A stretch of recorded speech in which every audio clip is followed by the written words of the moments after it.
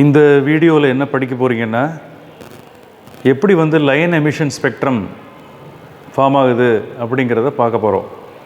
இதுக்கு நான் உங்களுக்கு இங்கே என்ன காமிச்சிட்ருக்கேன்னா, ஒரு மெர்க்குரி வேப்பர் லேம்பை காமிச்சிட்ருக்கேன். இதுதான் மெர்க்குரி வேப்பர் லேம்ப். இதை ஆன் பண்ண உடனேயே ரொம்ப வெளிச்சமாக இருக்கும்.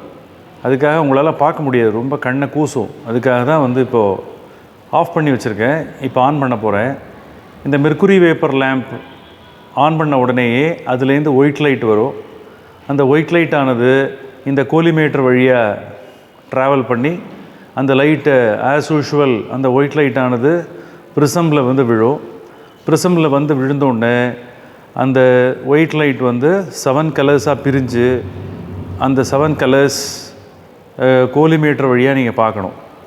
கோலிமேட்டர் வழியாக பார்க்கும்போது உங்களுக்கு வந்து 7 கலர்ஸ் தெரியும். எப்படி தெரியும்னா, தனித்தனி லைனாக தெரியும். தனித்தனி லைனாக தெரியும். டெஃபினட் வேவ் லென்த்தாக தனித்தனியாக லைனாக தெரியும்.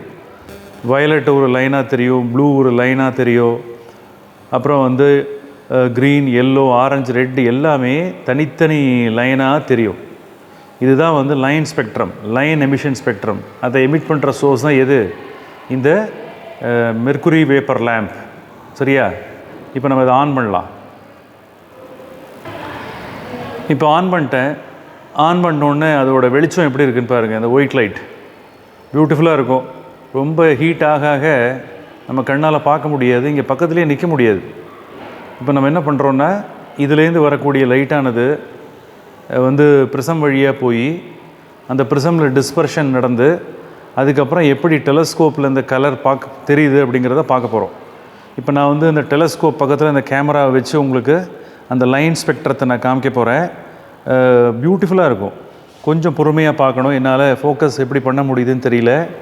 இப்போ நான் வந்து உங்களுக்கு லைன் ஸ்பெக்ட்ரத்தை காமிக்கிறேன். எப்படி தெரியுது பாருங்கள். தனித்தனி கோடாக அந்த லைன் ஸ்பெக்ட்ரமானது தெரியுது.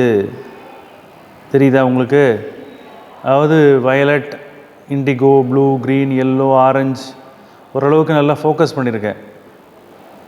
பாருங்கள், எல்லா கலரும் தனித்தனி கோடாக தெரியும். எல்லோவில் 2 லைன் தெரியுது பாருங்கள். இதில் வந்து இதுதான் லைன் ஸ்பெக்ட்ரம். இதை எமிட் பண்ணுறது மெர்க்குரி வேப்பர் லேம்ப் அப்படிங்கிறத தெரிஞ்சுக்கோங்க. தனித்தனி லைனாக தெரிகிறதுனால இதுக்கு என்ன பேர்?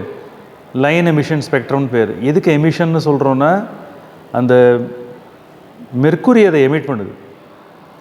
மெர்க்குரி எமிட் பண்ணுறதுனால, மெர்க்குரி வேப்பர் லேம்ப் எமிட் பண்ணுறதுனால அது லைன் எமிஷன் ஸ்பெக்ட்ரம். உள்ள மெர்க்குரி வேப்பர் லேம்புக்குள்ளே என்ன இருக்குன்னா, மெர்க்குரியானது வேப்பர் ஸ்டேட்டில் இருக்குது. மெர்க்குரி அட்டாமிக் ஃபார்மில் இருக்குது. அதனால் இதுக்கு அட்டாமிக் ஸ்பெக்ட்ரா அப்படின்னு பேர். உள்ள வேப்பரோ கேஸோ ஆட்டம் ஃபார்மில் இருந்து அது எக்ஸைட் ஆகி அந்த எக்ஸைட்டட் ஆட்டம் எமிட் பண்ணுற ஸ்பெக்ட்ரம் தான் இந்த line emission spectrum. Best source எதுன்னா மெர்க்குரி வேப்பர் லேம்ப். 7 கலரும் நீங்கள் பார்க்குறீங்க. Okay, thank you.